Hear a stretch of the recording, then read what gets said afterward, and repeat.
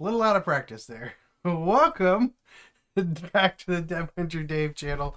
Workday Recap here on both Twitch and on YouTube. Sorry. My brain is still not completely back together after a long week last week. I think did I do a Monday live stream? I think I did a Monday live stream last week, but yeah, missed all the other days of the week due to a lot of work that we needed to get done for a client for some demos and things that needed to be done for this week. So still actually working on a lot of stuff for that, but wanted to go ahead and take some time here and jump on and say hello, say thank you for your patience in the process, not only missing most of last week, but also missing Saturday as well. So I pretty much worked outside of going to church. I pretty much worked all weekend long too. So it's been a while. It was productive though. I will say it was at least productive. A lot of times, I'll be honest with you, a lot of times when I've had to work late or I've had to work over the weekend or something like that, it often does not actually feel like it was productive or appreciated or that it made an impact in any way. And I will say, I think that the time that I put in this last week over and above normal working hours definitely was worth it. I think I got a lot of good stuff accomplished, not just for I did lose some brain cells. Thanks me. um, but it was good. It was helpful, I think. And so now I'm back. Hopefully, most of the week this week. I think Wednesday I might not be able to jump on the live stream because I'll be in the office and I've got a client coming to the office. We might be doing some longer sessions that day. So we'll play Wednesday by ear, but I think hopefully I should be able to be on here at least most of the days this week and hopefully on Saturday as well, depending on what my son has going on Saturdays. I might have to cut it a little bit short so I can go pick him up from his job and things. But anyway, good to be back. Good to see you all. Being gone, I don't have any updates from you, Ming. So any good news from the old job search going on? Let me know. I also haven't really been on Discord at all either, too. So I don't know if anybody responded to what I said, and they're warning everybody that I wasn't going to be on. But hopefully everybody that cared got the message and knew that we weren't going to be on for the rest of the week. So yeah, I don't know. My coworker didn't ask me. Clawhammer didn't ask me if I was having it because he's busy too, working on the same project actually. So there you go.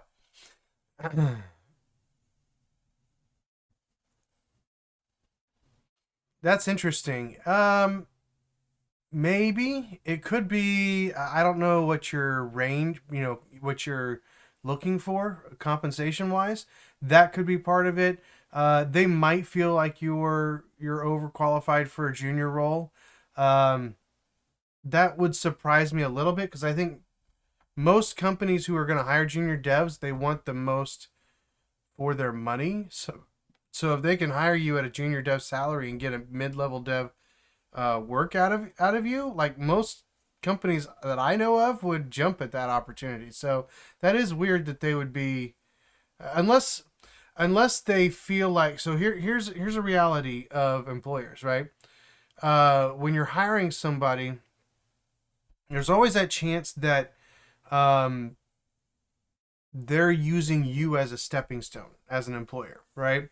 Um, so especially somebody who's been looking for a job for a long period of time, um, the fear from an employer standpoint is that you hire this person, they get into an active job, and then they go find something else. So there's this weird phenomenon in the job market where you are often seen as more hireable if you currently have a job than if you are looking for a job, which is a little weird because you would think that you would want somebody who could start immediately most of the time.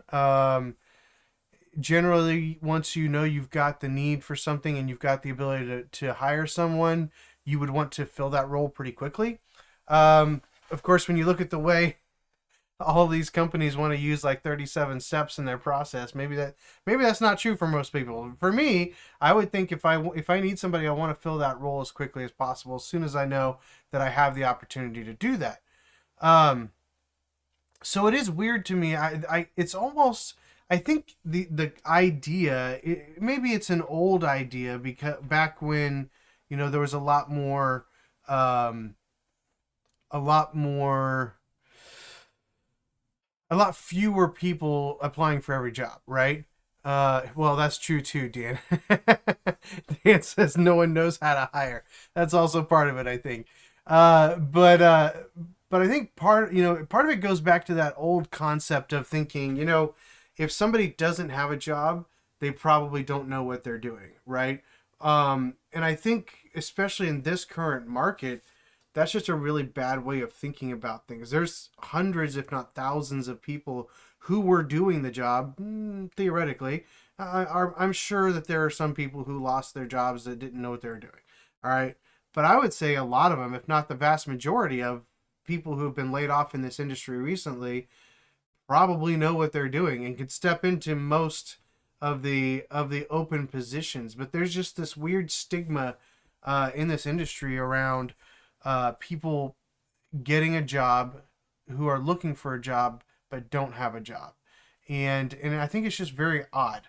Um, I have noticed it in my own case. It's easier to get a job when you have a job. People are more interested. I've turned down more roles when I already had a job than I did when I was looking because I needed a job, right? So it's odd that people seem to value the fact that you're employed almost more than they value the fact that you're available, right? That's just it's so weird.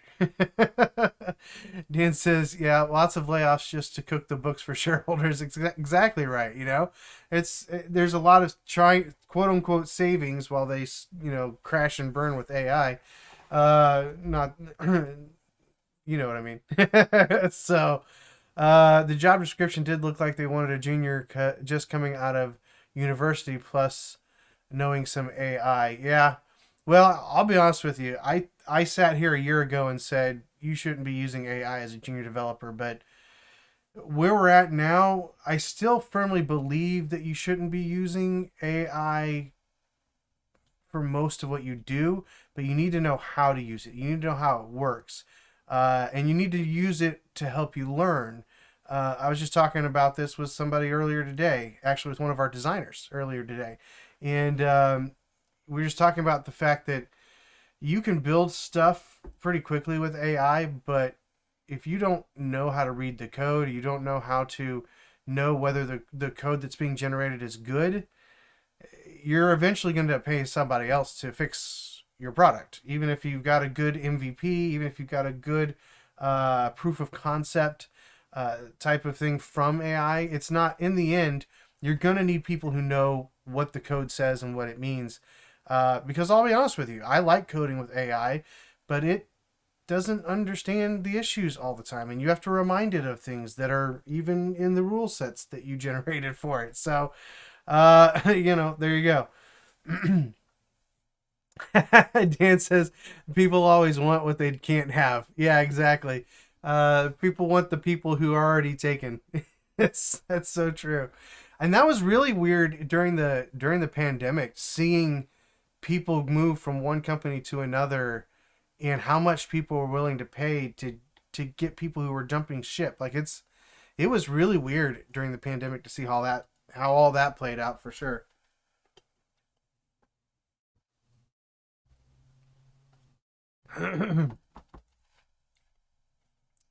Yeah, that's a good process there, Ming. Ming says I use AI, but I'm very cautious. Then double check it with my senior dev friend. I will I will let it go for a while sometimes, and and look at. So I typically use Claude Code when I'm really coding with AI. Obviously, you guys have seen me use, I think it was Tailwind or whatever, just kind of autocomplete stuff in some of the video in some of the live streams that we're doing on Saturdays. But if I'm actually working with AI to actually code something like I was this last week, um, I I review every file fairly quickly. Um, but I'm also directing. I'm very involved in the directing process of what it's doing. I make sure that it gives me checklists, that it explains what it's trying to do, what its plan is, and I use all these terms loosely because I know really at the end of the day it's not thinking, right? It's putting together lists and words, and it's sort of predicting, trying to follow. It's a weird mixture. AI is, but at the end of the day, I know it's not really planning. It's not really thinking, and so you have to keep that in mind too. But I'm very involved in the process. Now, there are times if I know that something is just a prototype.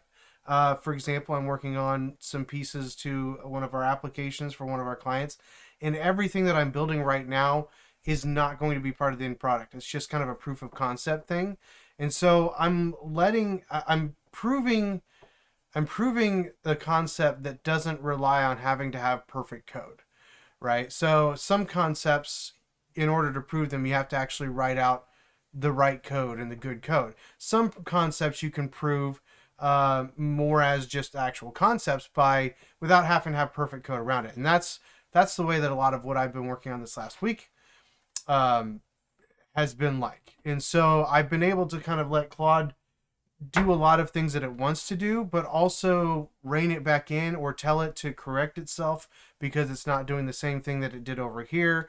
Writing rules around the things that I'm having it do. So I'm still very, very active, even when I'm vibe coding, so to speak. I'm very active in the process. So it's it really is just a tool to make it faster for uh, for not just writing code, but for even thinking through some of the solutions to the problems. Right? Um, it's not just about speed of code writing; it's about speed of development overall. And development overall takes into account more than just writing code. It takes into account planning and process, and those are things that AI is actually really good at. It's really good at creating checklists and start here and finish here, and creating plans. Even though we know that it's not actually thinking about those plans.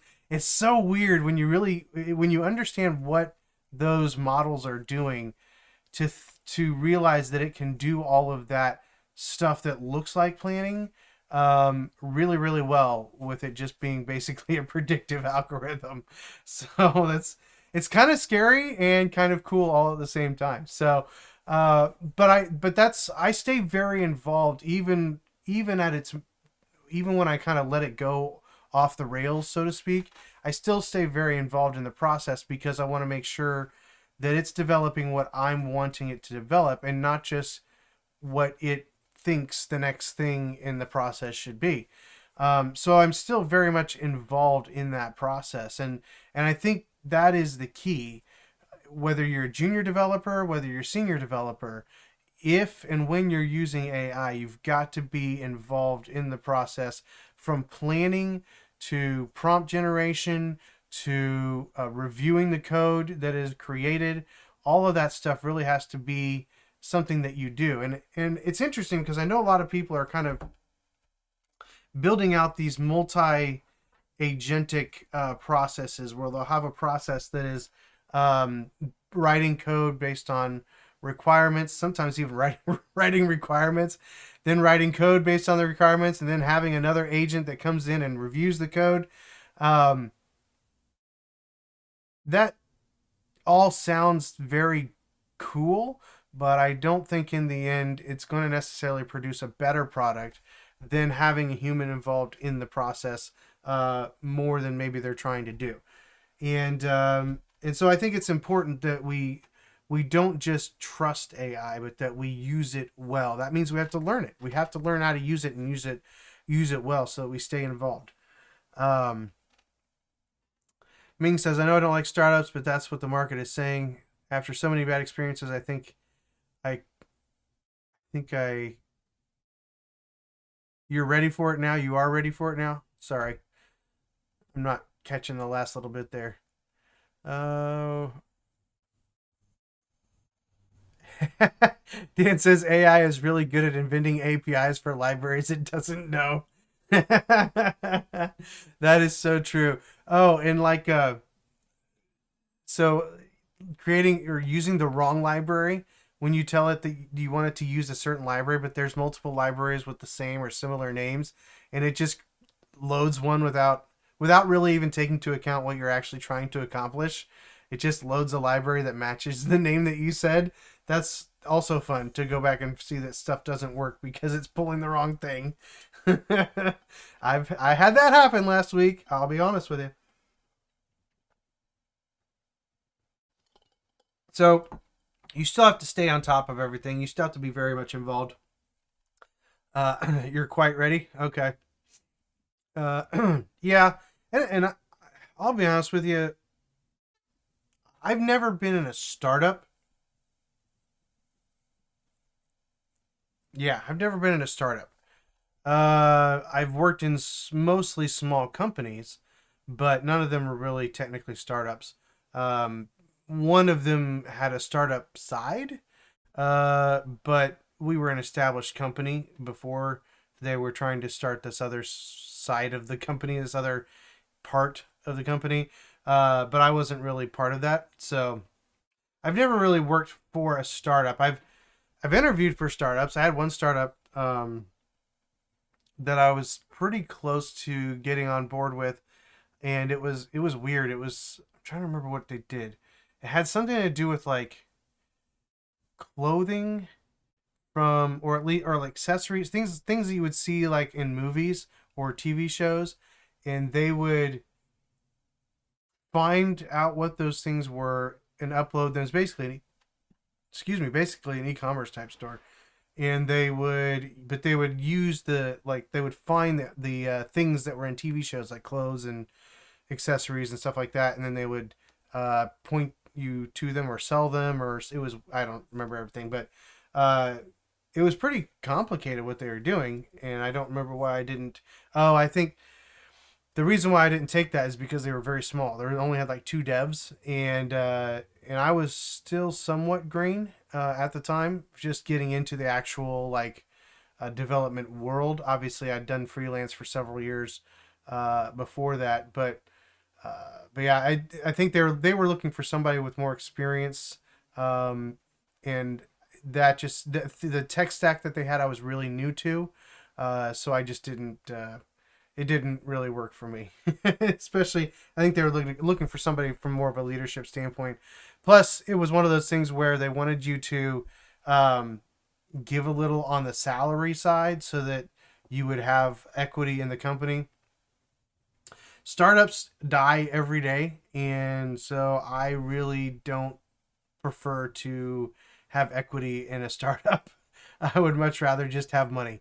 And when it goes down, go find another job. Like that would just be that's my preference right there. I'm not a big fan of the equity sweat equity proposals.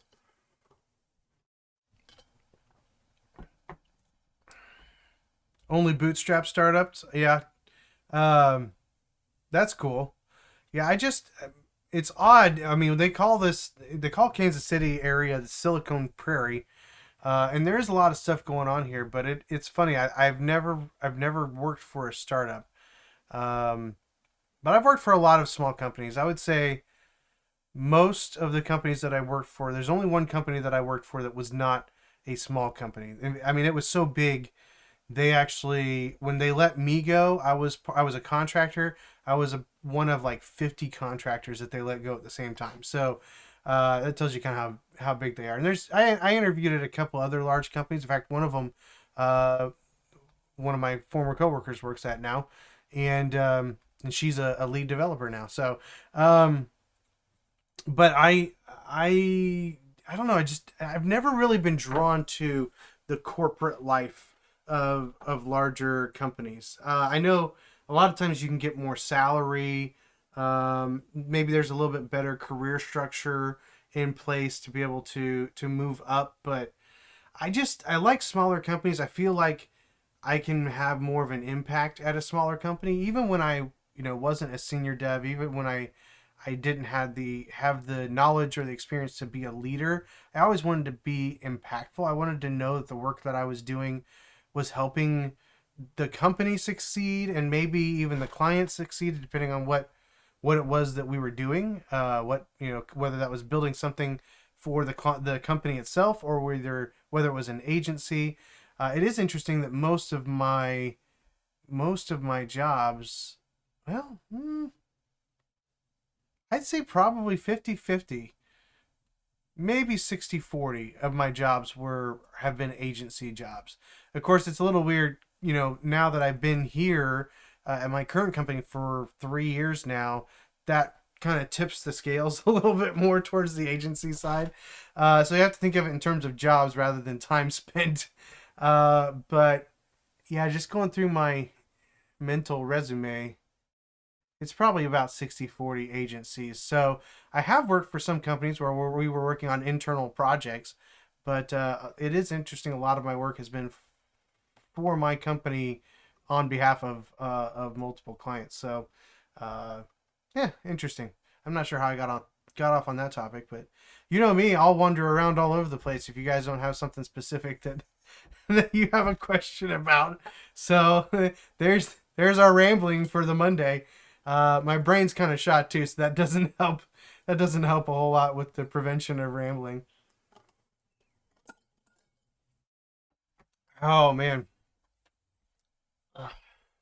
So yeah, I don't know, Ming. I think I'd just keep applying for everything, honestly. I mean, you just never know who's going to hire you and why that company hired you as a junior dev or why another company hired you as a mid-level dev. One of the things I don't like about the our industry is that there's not a lot of good standards around hiring, around um, where you're at from a not just from a compensation standpoint, but from a title standpoint. There's all kinds of different titles. Um, I actually had a client in our Slack. So we use Slack internally, and we have certain channels that are public for our clients to be able to interact with us as well. And one of my newer clients messaged me. I think it was a private message. I forget. I think so, but they were like, "Hey, I really like your job title," and I was like, "You really like my job title? It's director of software engineering. Like, I don't. There's nothing special about that." And I had forgotten that internally I had changed my title to director of oh stink. What is it? Hang on, I'll look it up. There's one key word that I remember, but I can't think of what it. Come on, get my old man glasses. Oh yeah, director of digital duct tape. At some point, I had changed my profile to that, and they thought it was humorous. So I find it humorous still, so that's good. But you have to be careful about those titles, right? But I mean, you people use all kinds of weird titles for actual titles in their companies. Sometimes you've got all the different like 1, 2, 3 levels and more. That really is more about compensation, things like that. It would be nice if we could figure out a standard for what is a junior dev, what is a mid-level dev, what is a senior level dev, what is a lead, what is a staff engineer if we have those, like. And I get that, especially for me, like I've worked in mostly small businesses, so there just hasn't been enough devs for that to matter, and that level of bureaucracy would be kind of wasted on us. Um, but the hard part about it is it's very subjective, right? because there's no good way, in my opinion, there's no good way of actually testing somebody to know where their skill set lies. And the whole developer experience, the whole developer journey is different for everybody because we all kind of get into it in different ways, and honestly sometimes for different reasons, different circumstances lead us uh, to this industry. And so I just think it's interesting uh, that you can have one company who looks at you as a junior, and another looks at you as a mid-level developer, and so I again, I think I mentioned this last week or the week before. Like, at the end of the day, you just have to decide how much a title matters to you, and if a title doesn't matter to you, apply for everything that you think you're qualified for, and even apply to some things that you don't think you're qualified for, because you never know, you might actually be qualified for it in the eyes of the people that are looking for developers. So I wouldn't worry so much about the name of the role. I would just try to find a good company that's going to pay you what you need, and give you the opportunity to actually do the thing that you enjoy doing as a job. So I just think I wouldn't worry too much about which roles you're applying to, and or even how they see you, because at the end of the day, you're going to do the job, and they're going to see how you do the job, and whether that stacks up to what they expected or exceeds it, that's to be seen. Oh, excuse me.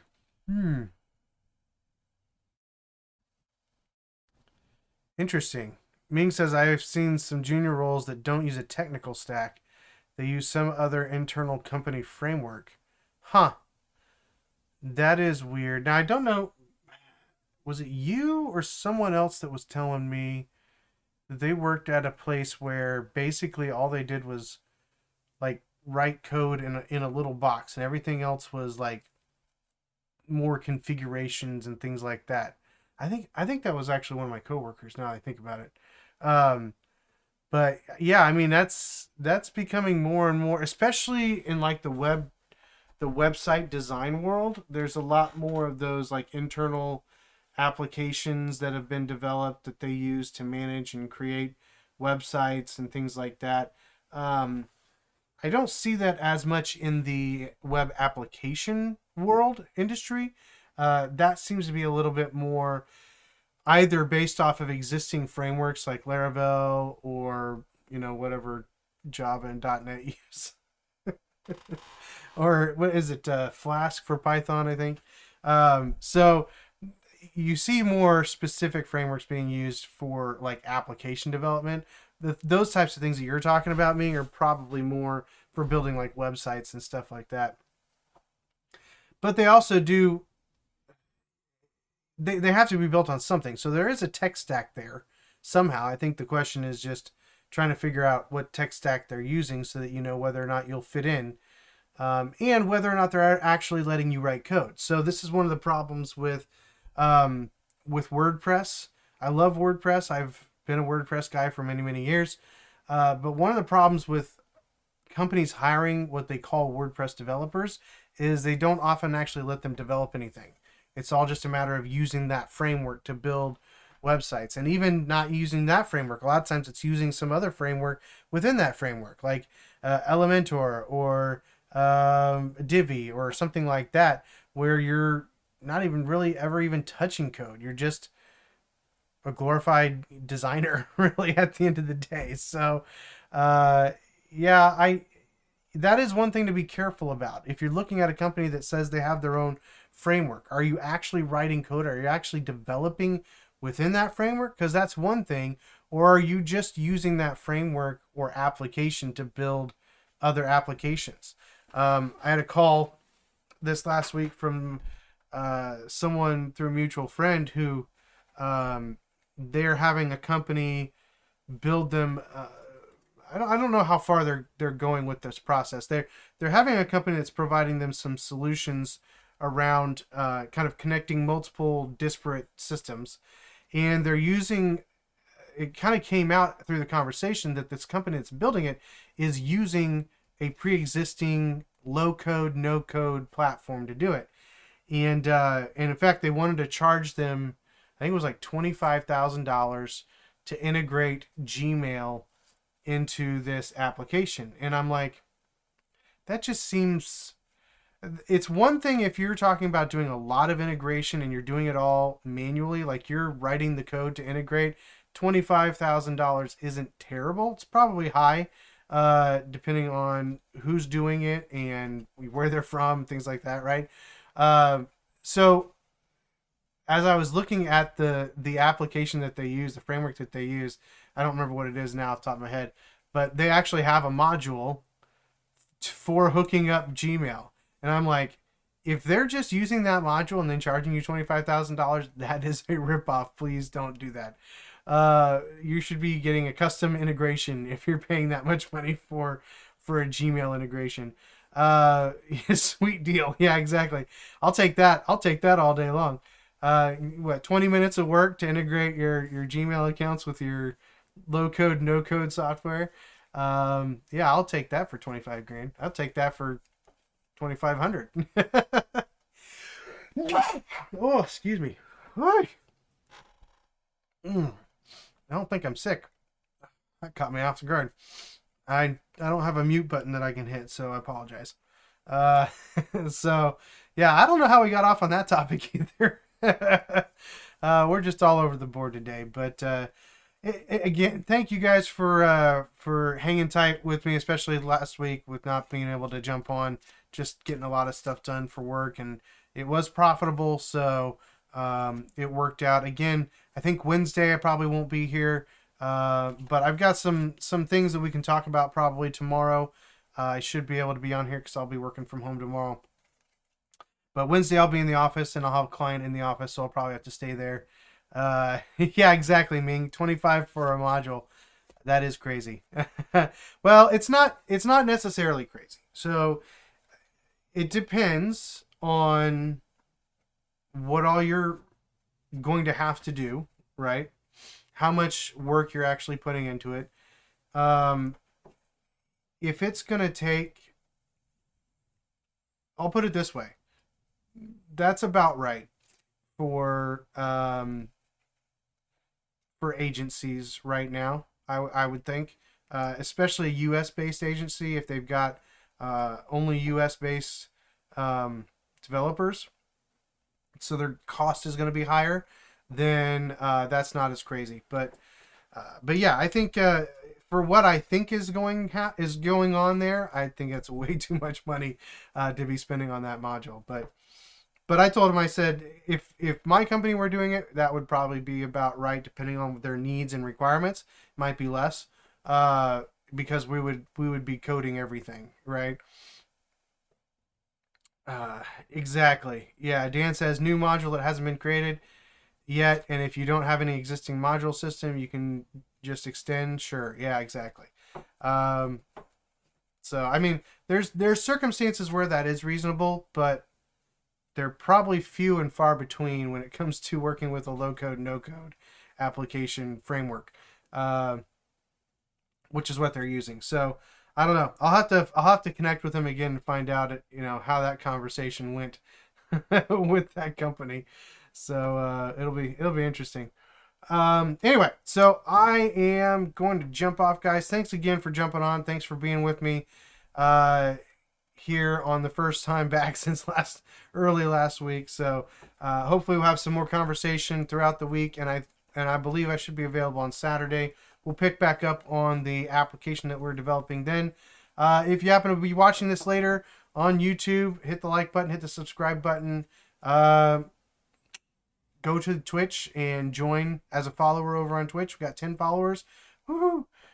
So help us out over there.